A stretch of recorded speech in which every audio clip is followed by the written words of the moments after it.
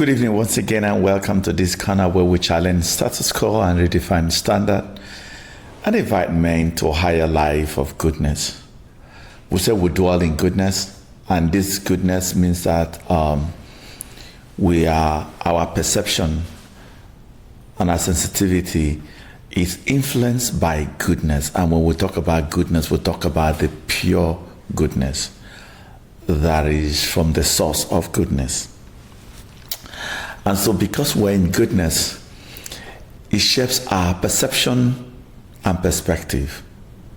So we drink absolutely from the rivers of goodness. And I mean, some years back when I started this journey of goodness, I had been called all kinds of names, but I like it because I can see not only advancement and maturity, I could see evolution, I could see freedom, I could see a balanced mind, I could see an upwardness in my path, I could see the liberty to do life authentically, to do life purposefully, meaningfully, and engaging my faculties, not my faculties engaging me. Because you see, when your perception and your attitude is controlled by goodness, an attribute of goodness, it addresses all fundamental illusions.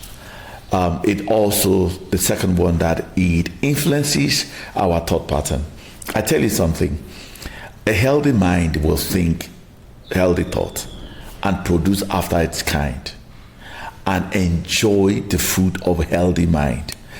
And even an unhealthy mind will always continue to produce after its kind, because it's what comes out from your command center, which is the center of your connectivity, the center of your activity is your heart. And that's what they say, as a man thinketh, so he is. But you know that thoughts do not have solidity and they are impermanent. That means they are shifting.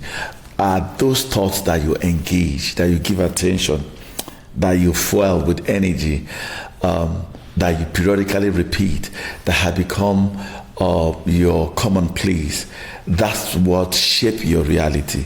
But otherwise, the fleeting thought and those temporary thoughts cannot do nothing because they come and go. What dwelling in goodness does, it shapes your belief system.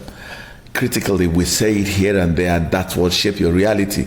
If you want your reality to change, if it has been funded by weakness, if it was funded by helplessness, if it was funded by anger, funded by despondency, from brokenness and over there, is because you're not dwelling in goodness. When you dwell in goodness, it shapes your belief system. It creates a reality. It brings in a representation and outcome of goodness, even though with outcome is a gift.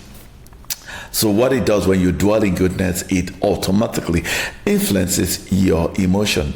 I feel good, you're excited, you are in that optimal zenith, joyful moment, because the pathway to life is joy, and to draw from the pool of salvation to connect into the infinite and into the ocean of goodness. You need to be joyful, because that vibrational match of joy will always give you the password, will give you the access to that space that you belong, and that's what makes you quite different. Then finally, dwelling in goodness influences your behavior, because you're good, you're really good.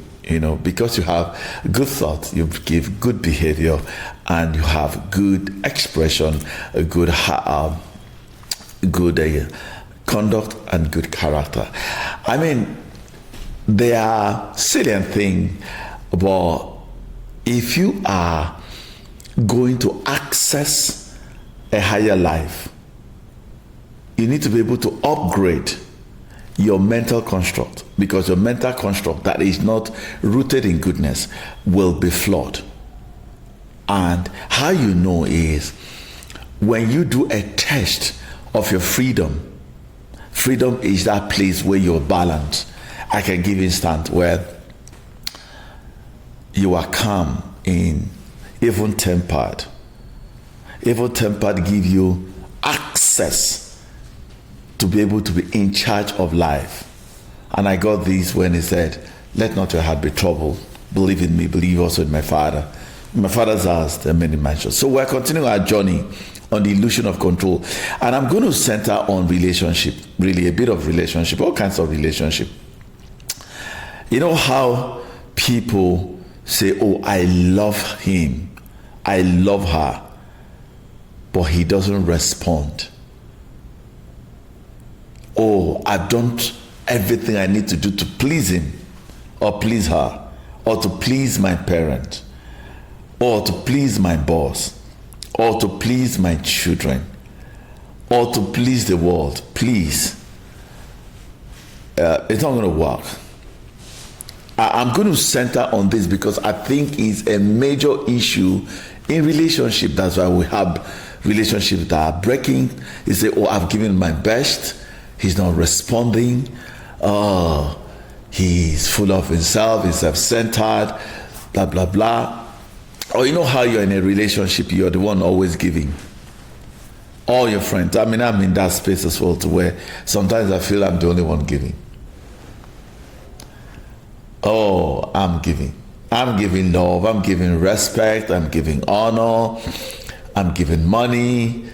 Sometimes I see my friends who have a program, and I'll ask them, they don't solicit, and I will go down and give to them. And nobody has even called me, Patrick, oh, I see what you do in the widows, the boy child, and all kinds of things, and they won't give to me. Initially, I was cracked. Most times I get invitation, people get invitation, give me invitation, oh, come to my program, sponsor my program, and as I'm going, I'm speaking in that place, but yet I'm bringing my funds into it. But people come and I give to them. I'm not complaining, but there was a time it was a consign. And it's because when I have a consign and I am in a low state, because low state means you are burdened, you are worried, you are in despair, you are in confusion, and you are discouraged. Those are signs of control. I tell you, those are signs of control, because you expect them to respond to you. Sorry. That's why I come to help you, to encourage you, to inspire you, to bring you an alternative thought so that you can practice it and explore it and experiment it and probably expand it so that you can utilize it, because I'm utilizing this within my faculty, and I could see that freedom to understand that, hey, that's an illusion of control. Or you've been in a relationship, in terms of marriage relationship, you're the one making sacrifice, or you pay the bills, or you're everything, you're giving all your best, and you feel frustrated. Frustration is a sign of control. Did you say that? Yes. It's control. Or bitterness, I'm not bitter, because sometimes it leads us into bitterness. Or in fact, one of the signs of control is indifference.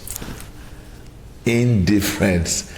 So you have given everything, you become indifferent. And at that point, and indifference is a negative energy, because you know that, how you know, if there's a trigger, you will see you burst out of that because you have suppressed it. That suppression, there are 5 ways we respond to life. One is when you're passive. Passive is when you don't talk, you become indifferent, you don't want anybody to misunderstand you, and all that, you become indifferent. That's passive. There's what they call aggressive. Aggressive is when now you will give it back to them the way they've given it to you. There's what they call passive aggressive.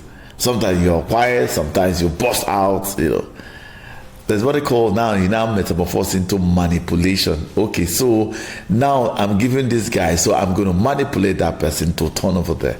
The other one, the last one, is assertiveness. Assertiveness is where you are very considerate.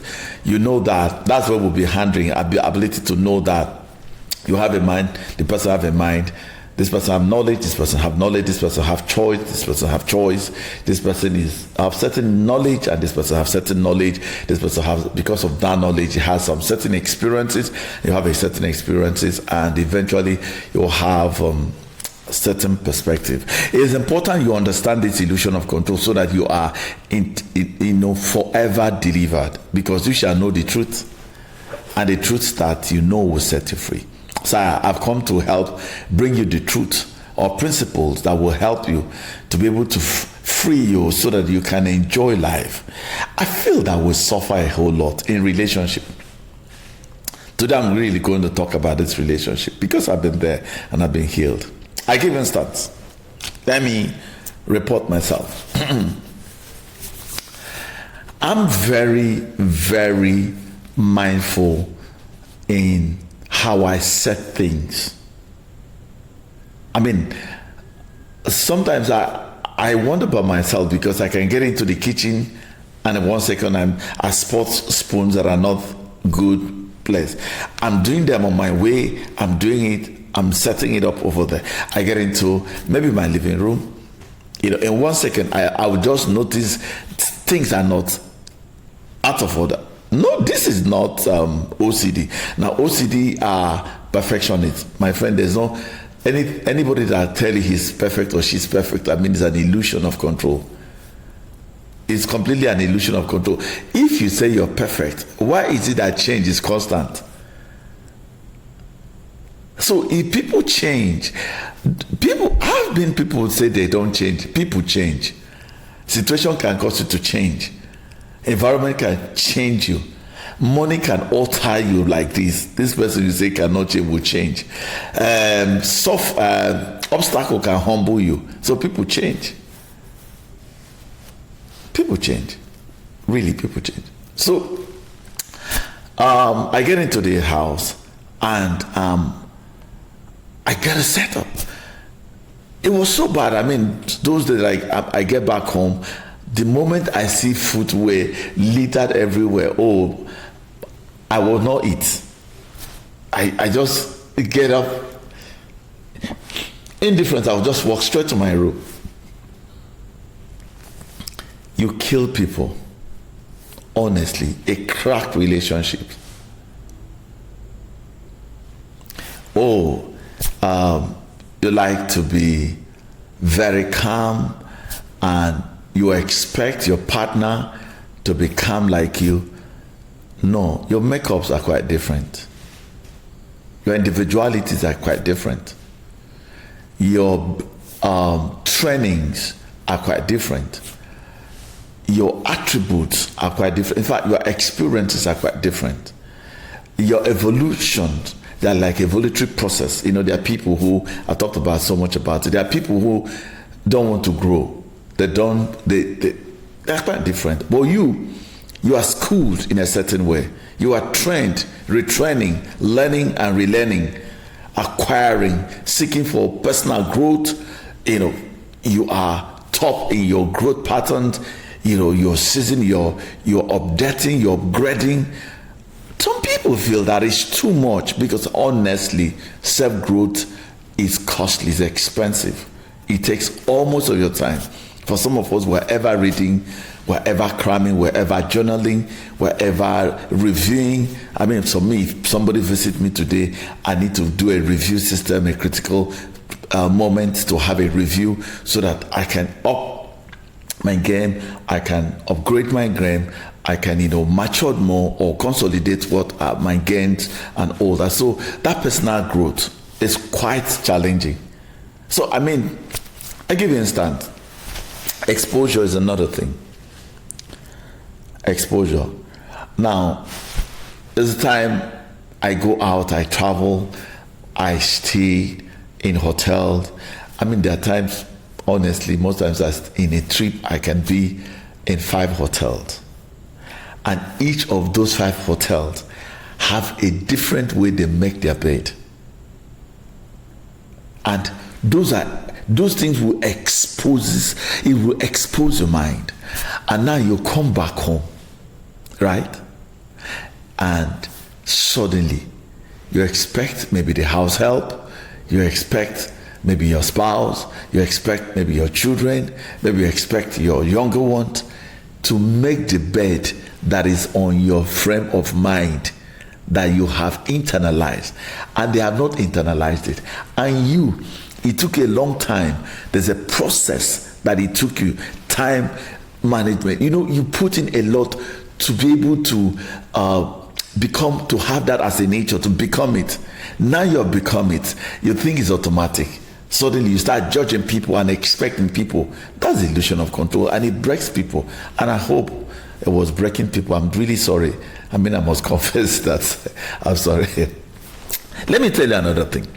Relationship in the office. Literally as a how do I put it? I'm always like to be humble around it. As a team head, let me use that word, or the principal, chief principal officer, chief principal servant in my organization. I walked in, I'm so pre-arranged from yesterday. I'm pre-arranged the order with which to set up and do my organization and run the organization. I can literally see cobwebs anywhere they hide. That's how thorough and that's how systematic my systems can pick up how sensitive I can. And when I see it, and I'll just go, and those days I will shout to the security, how come you did not see this cobweb? The guy will say, sir, how do you see these cobwebs? I'm trained in that way. He's not trained in that way. I'll give you another example. I want to pilot so that I can land it. Let me use the word again, boss. Let me use the word borrow boss. I don't use it in that context, really. It's not me. So naturally, I'm very innovative. Very innovative. My thinking cap it's so fast. In milliseconds I can invent. That's what is expected in the head of a firm. So you can think, you just think in instantly, because everybody that comes to your office come with a problem, and they believe that you will solve it, and you need to solve it. Now thinking and expecting that your colleagues will automatically assume that instant, sorry, you crack yourself, you break relationship. I think I'm breaking it down. Or you're a parent, okay, this is more like for parents, how you struggled to stop lying. You have to do a whole lot of gymnastics, you have to do a lot of self-control, you have to do a lot of mind mapping, you have to do a whole lot of study and discipline, price tagging, you're over that. Now, you have forgotten how long it took you. Now you get irritated. Irritation is illusion of control. Irritation is illusion because you are now saying, okay, now I'm in a place of perfection. Let's use the word. I'm in a place, okay, not perfection, in a place of maturity because I've evolved, I've trained. I've been able to retrain myself. And now you're expecting people to automatically, you now start condemning and judging. By the way, judgment is illusion of control as well too. And as we go over there, we'll be picking it one by one. And I hope you have your notes. Because what I want to do is to unlock these things, these areas that people don't talk about, so that we can talk about it and see how we can find freedom and have smooth running sweetness in our relationship with ourselves and with others. Because this is a major break. Let's say, for instance, you are so disciplined in spending money. And you know how to calculate, you know how to plan the finances. It took a while because we're not all born this matured or this state of evolution. No. And everybody around you, you're irritated how they spend money. No. You want to control them based on your own standard. So there's a clash of standard, because we all have our standard, really. We have our standard. We operate based on a certain standard we have set for ourselves. We have even set boundaries, and other people have set boundaries. And now it is illusion. It is devaluing to others to expect them to conform to your standard. I go to several organizations, and I could literally how upset bosses and team lead talk to their, and they most call them, did you go to school? I mean, I have used that language, did you go to school? Because now you want them to conform to a higher standard. But boss man, boss woman, the truth is, you did not take me to the Harvard that you went to. The business school, you did not tell. You have gone to several training on etiquetting, on personal management, time management. All those things have shaped who you are today. I'm not there, half of you. Am I giving room for average? No. Am I giving excuse for mediocrity? No. Am I giving excuse for slothfulness? No. Am I giving excuse for people not to improve? No. Where am I saying? If I'm talking to you so that you don't break down and say people are difficult to manage, especially in management or in relationship. Now, let's break it down to boyfriend, girlfriend, husband and wife. And this is where it is. So you are you are crazy in rhymes. You know how to rhyme. You know how to rhyme. You know how to talk. I love you. I care for you. It comes natural to you. Because maybe from childhood you have been an embodiment of attention, of love, and they poured you love, and so it's easy, becomes a nature where you can feel, you don't think about it, it just come natural. Oh, I love you, I respect you, I honor you, I cherish you. But you got a guy. You got a guy. He was not any of that. Father couldn't even hug him. Mother don't know what is love. They wake up, they go for the business, they come back, and every dinner has served or Bible. What is next? They jump out. There's no admiration, no validation, no endearment. Guy, he go hard. Really? Let me report myself again. My first date, really, I love to write. I love writing, and I can be very creative in my sense. When I want to be, really, I can drive love note. I mean, I can go to songs of Solomon's. I mean, hey, I can describe this. I mean, I could cram those things. I could talk about the mountain. Oh, let me not go there.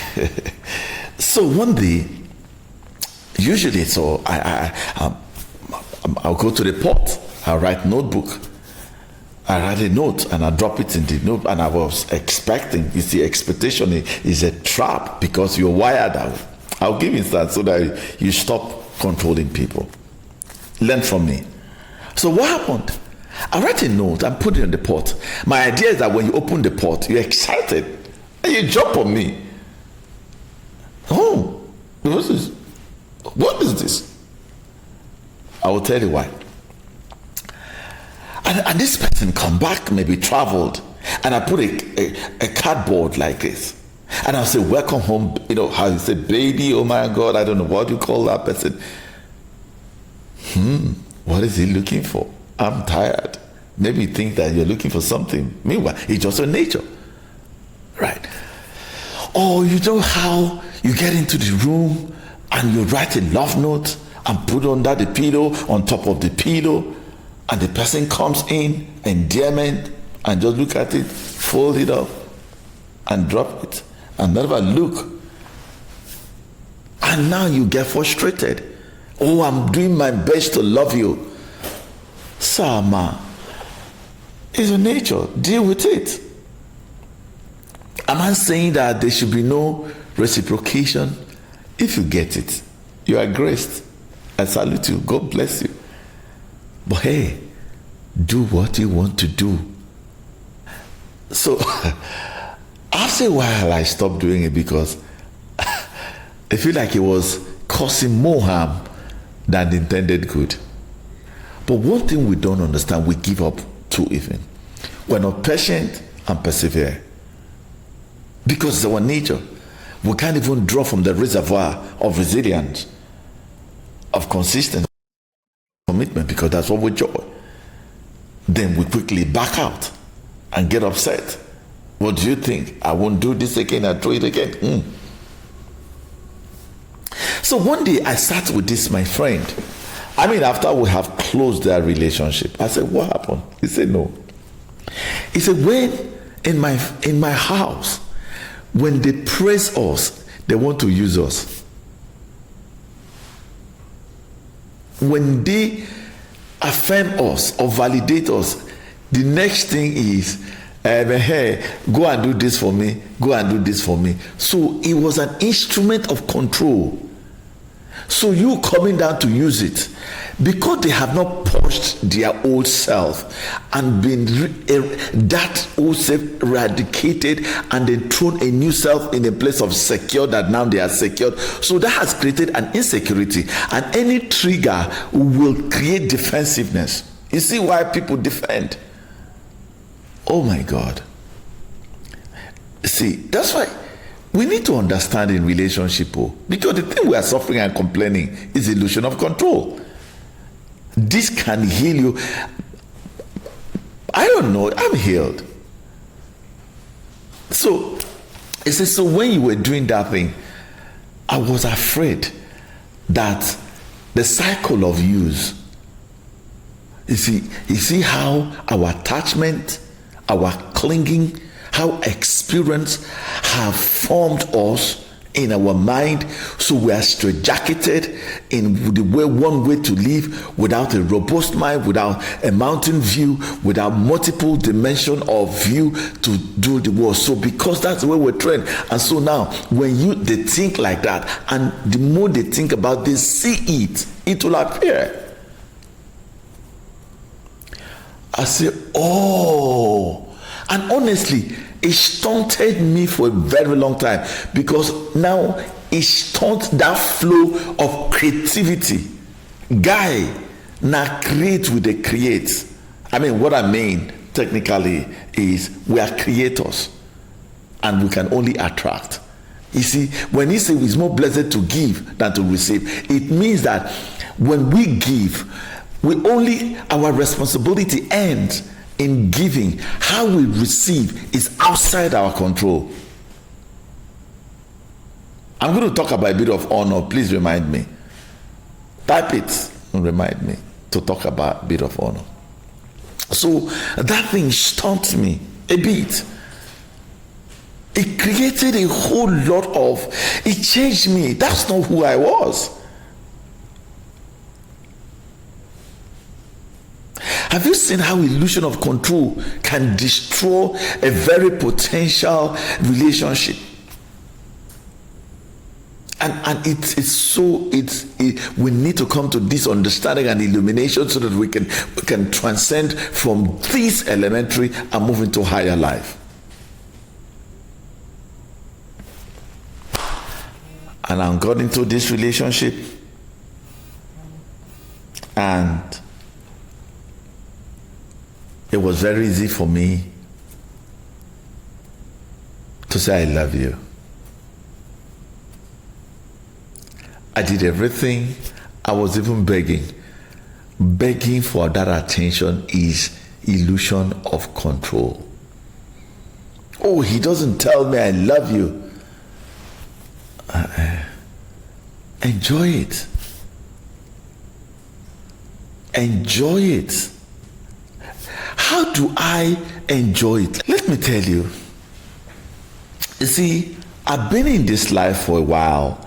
I study, I make research, I follow people, I read spiritual books, divine books, principles.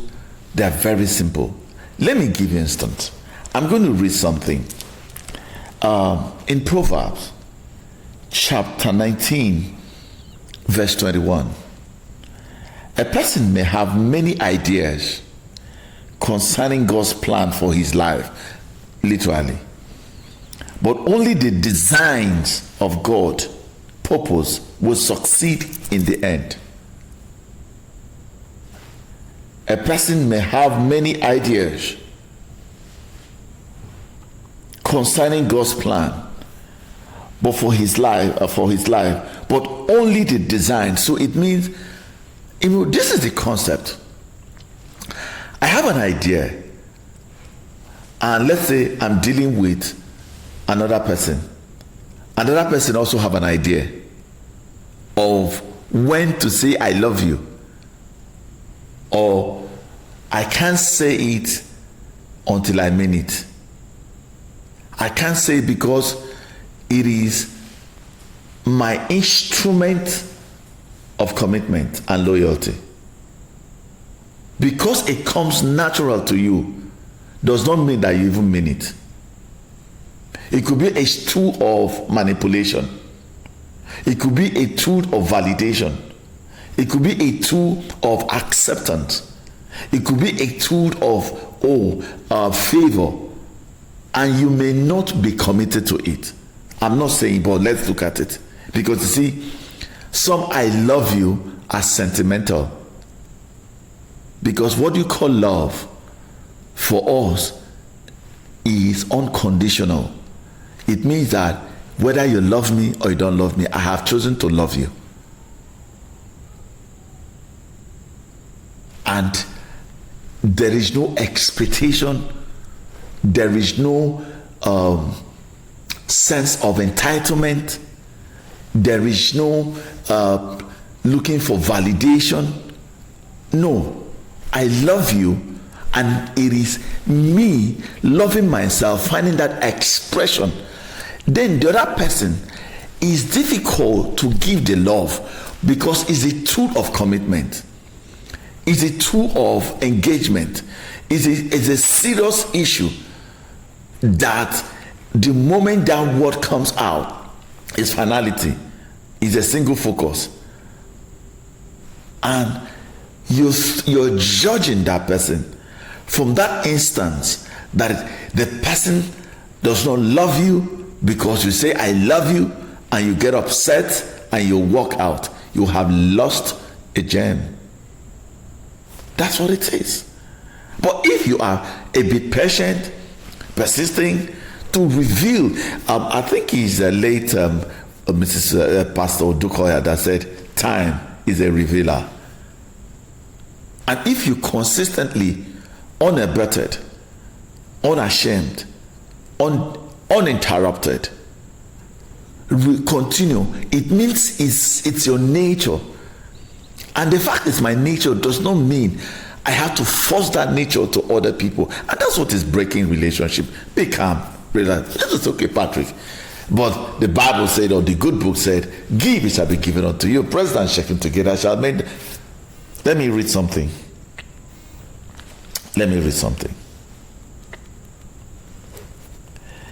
I like to bring an idea from the good book in Proverbs 9:12, verse 5.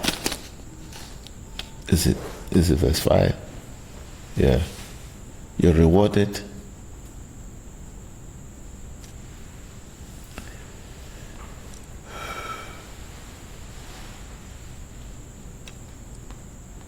Okay, I can lay my hand on it. It said, you are rewarded by what you do and say. you're rewarded by what you do and say. Technically meaning, if I say I love you, is a seed. And Paul will say, I planted, Apollos watered. Who give the increase? God. Outcome is a gift. And if your outcome overwhelm you, you are not qualified. Because outcome is a tool that expresses your intent and your motive. If it's on a higher motive, it cannot disturb you. It cannot devalue you. It cannot diminish you. It cannot discredit you if it's on a higher level. But if it hurts you, then you have a lower motive. Can I say that again? If you do and say something to a spouse, a friend, a dear one, and those things hurt you, go beneath it. There are lower intentions and lower motives. And that's why, and in fact, it is not from an authentic source. It is not authentic. That's false. That's manipulation. Because if it's flowing from me, it's flowing from my abundance. It's flowing from my nature. And it's not. How do I know? Let us go back to this other species. Let's say, for instance, a flower. Plant a flower. The flower will give out of the root. And when you plug it, the flower is excited to impact you, to offer you, because that plug is only an enhancer and that will improve the plant. And it will come to tell you, I love you. Patrick, this thing is too difficult, but they are principles, they are truth. You are rewarded by what you say and what you do. It means is, so if I say I love you, is a seed. So that means how that seed comes back to me, I have no idea how it's going to come to me. That's why I say many are the plans of a man's heart, but it's only the counsel of God. So what if the counsel of God is higher than your own thought? Of course, it's going to be higher than your own thought. What if the other person is also have a higher intent? This is breaking people. This is causing a whole lot of dissatisfaction, suffering, and those sufferings are in a lower level. And that's why we are telling people, come to a higher level. Stay there. Stay there. Enjoy it. It's difficult to that. How did I get to learn this? I practice a whole lot from the opposite. Now, let's say I love my shoes. I love my shoes. As I love my shoes, I practically treat my shoes well. And, the way I polish it, the way I keep it, the shoe doesn't have voice. But you know that should respect me, not in the way I am. Have you seen the shoe that you love? You like to wear it. When you wear it, it gives you confidence. It boosts your clarity and your certainty, and you walk comfortably, purposefully, in a dignified manner.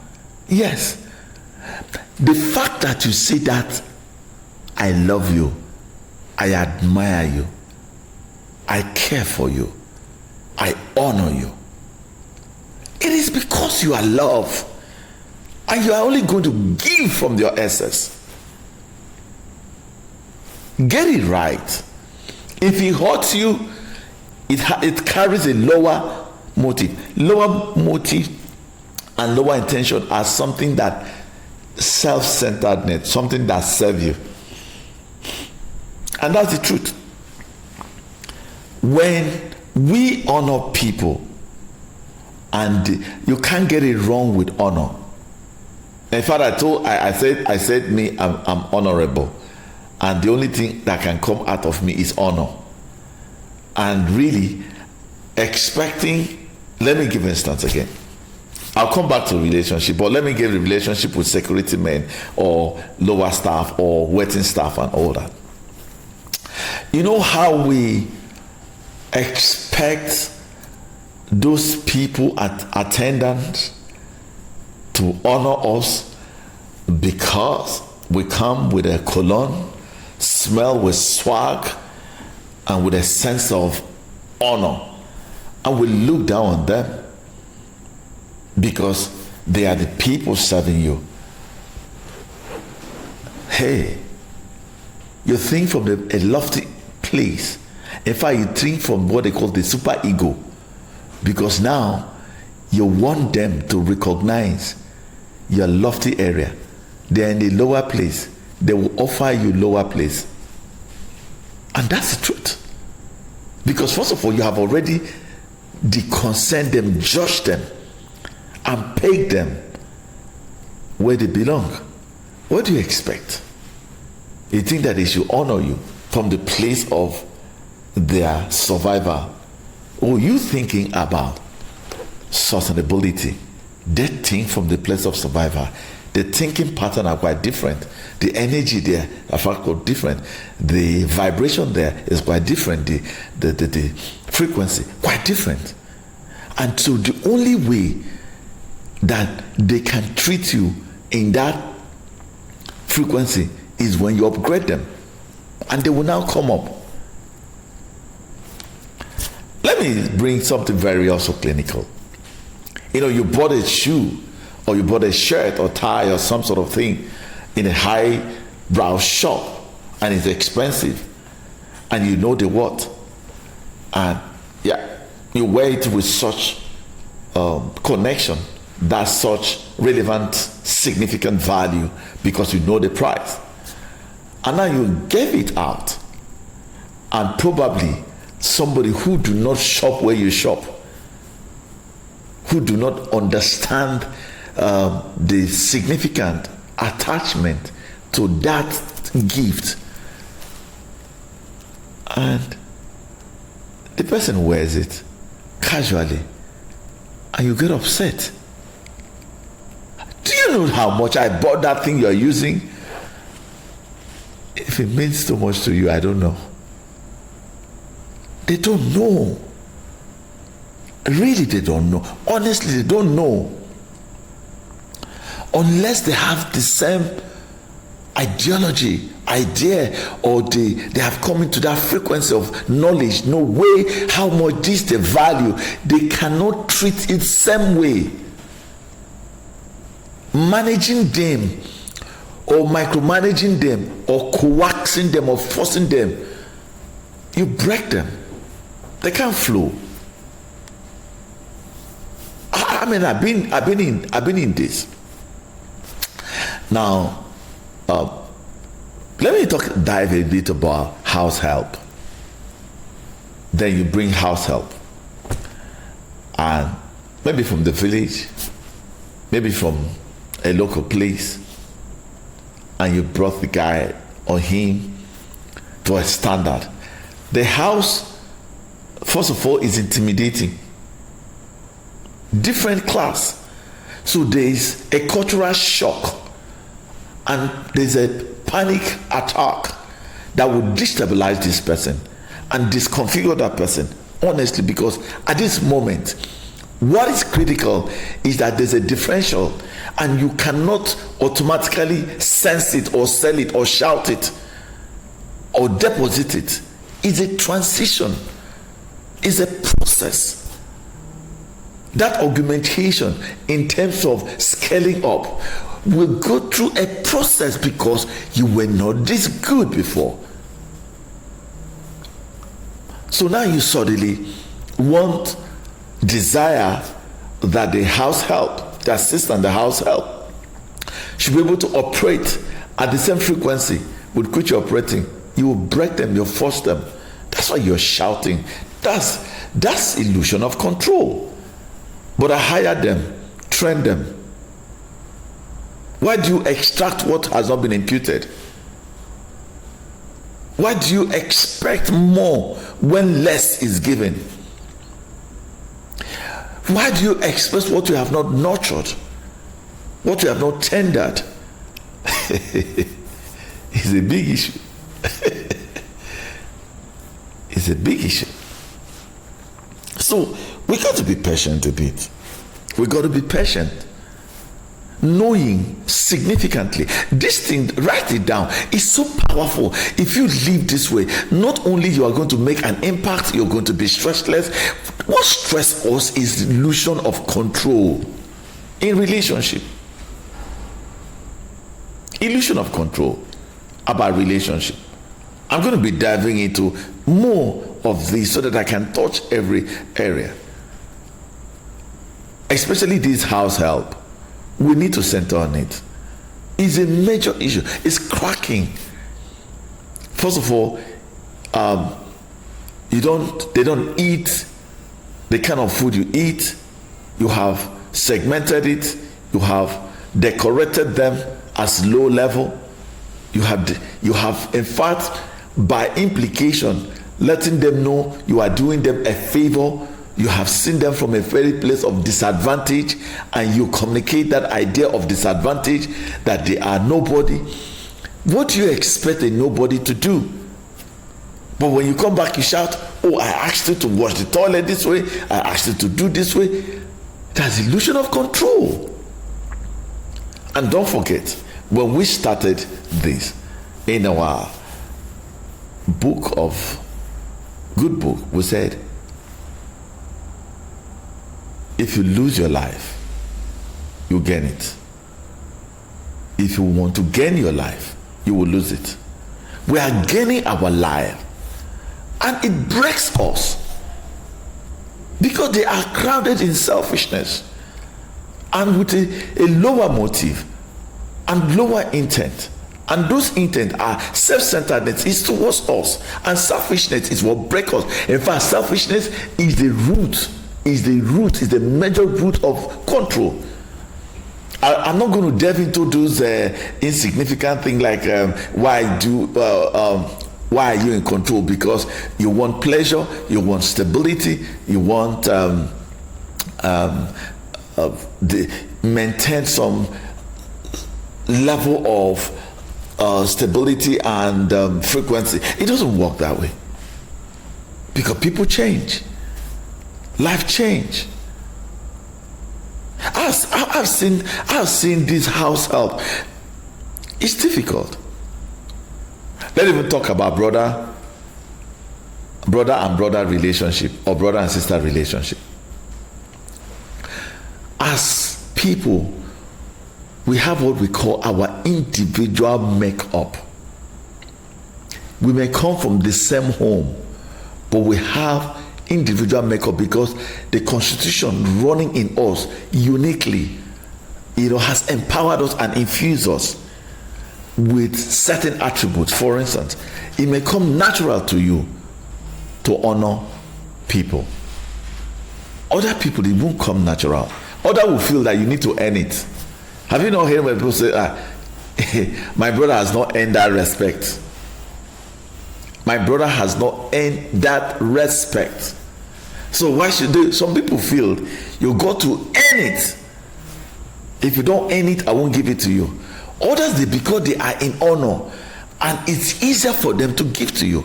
You say, but I honor my brother, I honor my sisters, but they don't honor me.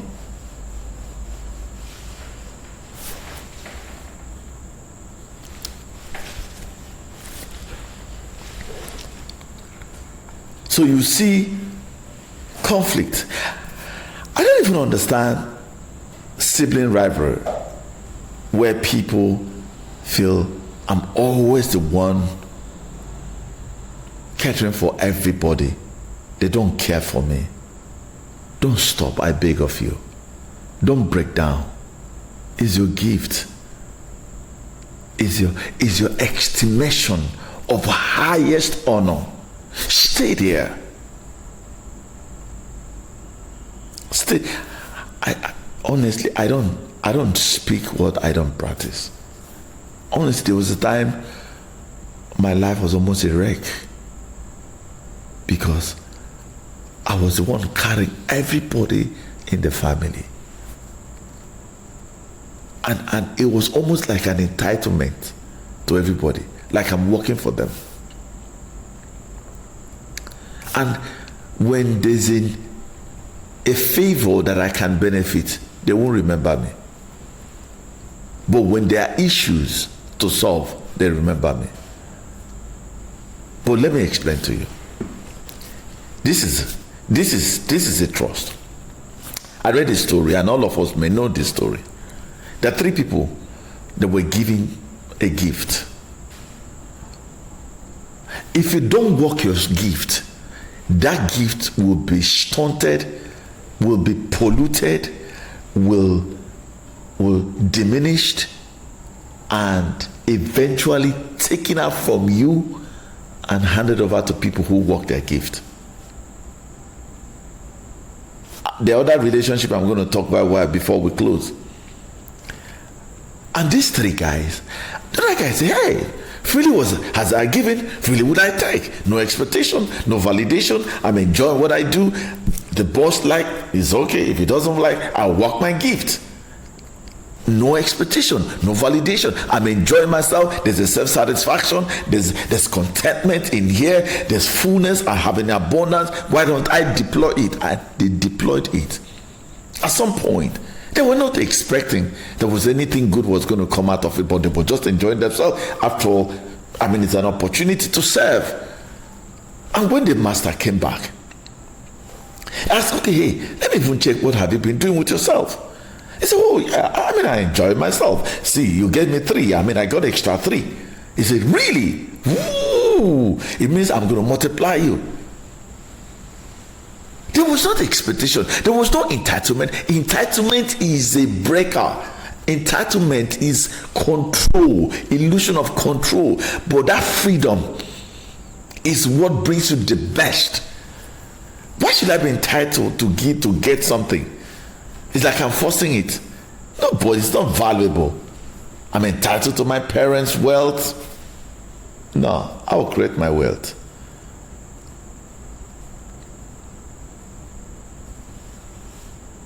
There's another relationship. Like some of us are speakers, teachers, light workers. I tell myself I'm a light worker. And as a light worker, I have 5 functions. Number 1 is that I'm a healer. I'm a healer. Number 2 is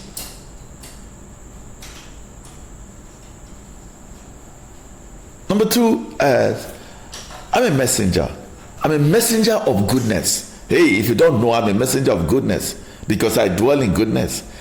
In fact, everywhere I go, I speak good. So when I say you are fine, I'm speaking out of the goodness. When I tell you I love you, I'm speaking out of the abundance of the goodness. When I say I honor you, I cherish you, don't think I'm toasting you. Yes, I am speaking from the well of my goodness. And that's the only thing I can speak, because a good word, I speak empowering, inspiring word, something that will value you. Yes. So I'm a place of light, and light, supposed to shine in darkness. I'm a transformer. I'm able to communicate an idea that will cause you to think, and as you're thinking, that process will metamorphose you and change you. Okay, and I'm a place of possibility. And you put in your life, and you think nothing is happening. I get to that point where I say, oh, this thing I'm doing, does anybody? I speak on radio. And when you talk on radio, sometimes you don't get a call. They'll say, oh, well done. You don't even see like anything is happening. They didn't call you. They didn't call you. Do your thing. The day you want to stop, I stop. I was praying for this nation, my nation. When I knew it was time to stop, I stopped. Did I get any reward? No. but I find satisfaction. It built my spiritual world. I mean, I was happy that I did that for my nation. So preacher man, preacher woman, motivational teacher. I'm not a motivational teacher. I'm a transformer. I inspire people to think. It could be a dead end. It's a relationship where it seems that nothing is working. It's working. Push on. Break the limits. Enjoy it. If it's only one person, I speak to them. If there are two, I'm fine. I made them the number 3 because I come with a great cloud of witness. I come with the voice of my mother, the voice of my sisters, those who believe me, the voice of my boys, and we will speak from there. But why am I saying this is because controlling how people should respond will break you, will discourage you, will delimit you, will discourage you, will frustrate you. And these are signs of control. But enjoy it. As much as possible, enjoy it. I cannot determine how my boss in the office will treat me. So all this when people are saying he's toxic, no, you are the one defining it. Because you expect your boss to be tender, sweet coating boss, nice, loving, like you are loving, calm, cool. He's not trained that way. The pressure from the up is killing him. He has not been faculty redesigned, reforged to be able to come to calmness as a boss, to be generous as a boss, to be kind. That's it. It takes special divine intervention for people to they think that they are doing you a favor, that you should be crawling on the floor. That's a mentality.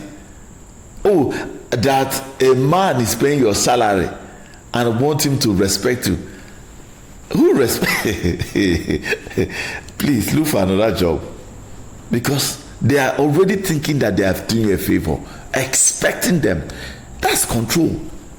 Be good to them, be kind to them, love upon them, honor them. Is it going to be difficult?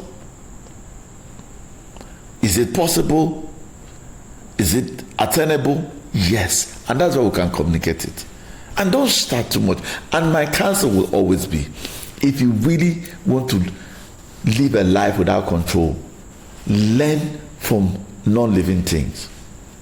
Tell yourself, I'm going to wash this toilet. Tell yourself, you know what? I'm going to clean this street. Clean it and enjoy it. And if you persist, gradually you live in such a satisfied life. Thank you so much for following me up. Please invite your friends, invite family. It's getting better, isn't it? And I can take a private mentorship. Anywhere you are stressed, anywhere you are limited, anywhere you're coping, anywhere you feel you're stunted, anywhere you feel that you are cycling in a one place, in finance, in relationship, in parenting, in anything. I trust you. I can mentor you. I can give insight if I can help you. I got a couple of my friends around me who can direct you, the ones I can manage. But come for mentorship. I'm open to mentor people so that you can find true life. I don't want life to do you. I want you to do life. And that's why we're challenging status quo, redefining the standard of life. And we're inviting you to higher life. Don't forget to follow me on Saturday, 15 minutes past 9. And exactly that time, we'll be expanding a concept that I feel will enrich you, unlock you, inspire you, and motivate you into higher self. To live a low life is to live a life of control, which is illusion. Come hither that I might show you what is to come. See you next time.